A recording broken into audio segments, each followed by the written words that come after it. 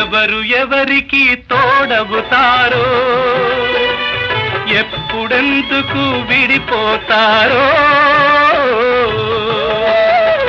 మమతను కాదని వెళతారు, మనసే చాలని ఉంటారు. ఎవ్వరి పయనం ఎందాకో అడగదు ఎవ్వరిని, బదులే దొరకదని. అడగదు ఎవ్వరిని, బదులే దొరకదని.